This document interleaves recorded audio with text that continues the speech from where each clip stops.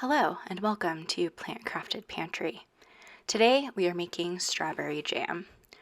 I'm starting with a pot on the stove and adding 3 pounds of frozen strawberries that I had thawed overnight in the fridge, and I'm starting to crush them with a potato masher.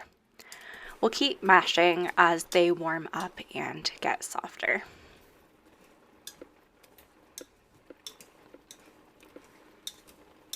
Then I'm peeling 1 Granny Smith apple and chopping that into small pieces, and then adding that in with the strawberries, as well as 3 cups of sugar and 2 tablespoons of lemon juice. I'm going to stir all of that together and let it continue cooking down and getting up to temperature. I'm using this candy thermometer spoon, which is very handy, stirring often as it continues to cook.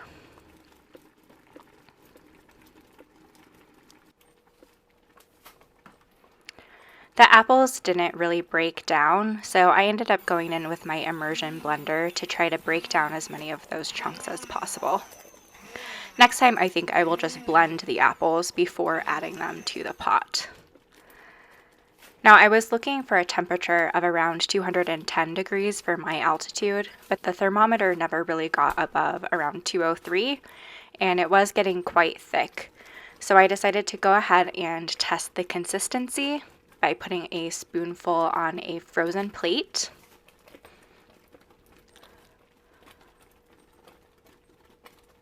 And then if you drag your finger through and it leaves a line without filling back in, you know it's ready. So this recipe calls for 1 cup canning jars for canning, and safe canning guidelines are that you can use smaller jars than called for with the same processing time, but don't use bigger jars since we don't have tested canning times. You can also just store the jam in the fridge in any size container you want if you aren't going to can it. So I'm filling up clean 1 cup jars to can that I heated up with hot water. I actually made 2 batches of the jam in separate pots because the recipe specifically says not to double it in 1 large pot. I ended up getting 7 1-cup jars that I canned, plus a pint jar that I just put in my fridge to use first. Now I'm debubbling those 1-cup jars and measuring for 1/4 of an inch of headspace. Then I'm wiping the rims of all the jars with a rag dipped in white vinegar to remove any sticky residue.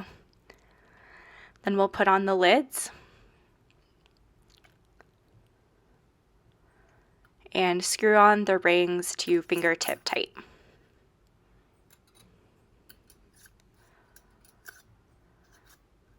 And then we'll get those loaded up in my Nesco Smart pressure cooker and canner.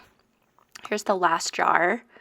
And 7 1-cup jars is a full canner load in this canner. I've had it on the brown setting to keep the water hot, so I'm going to turn that off.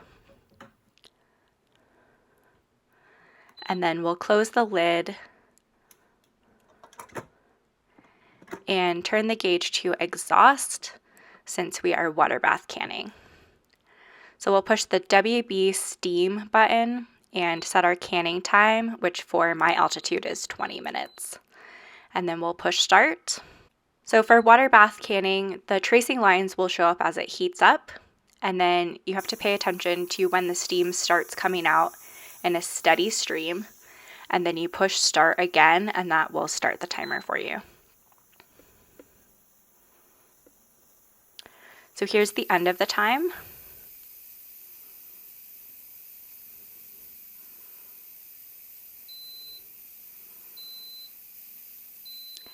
I let it sit for about half an hour before opening the lid, making sure that the steam has stopped releasing.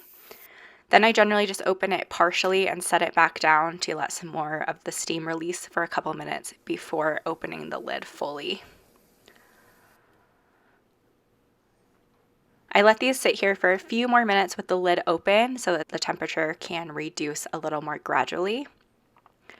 And then I will use my jar lifter to remove them from the canner and place them on this dish mat. And we'll leave these to cool overnight.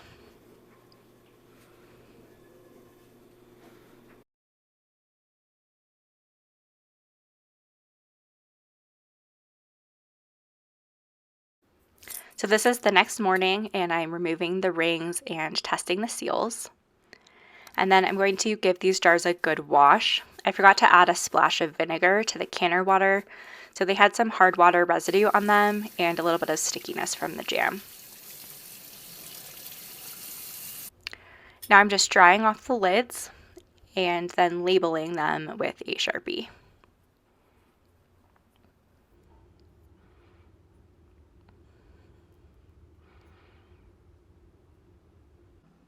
And then we'll get these put up on the pantry shelf. So like I said, I ended up with 7 1-cup jars of strawberry jam on my shelf, as well as a pint jar in the fridge to use first. Here's the jar that I have in the fridge. It turned out great except for those few apple chunks that I didn't quite get with the immersion blender. Here I'm just spreading some of the jam on some pancakes. I hope you enjoyed this video. Thanks for watching. Please subscribe if you want to see more, and I'll see you next time. Bye.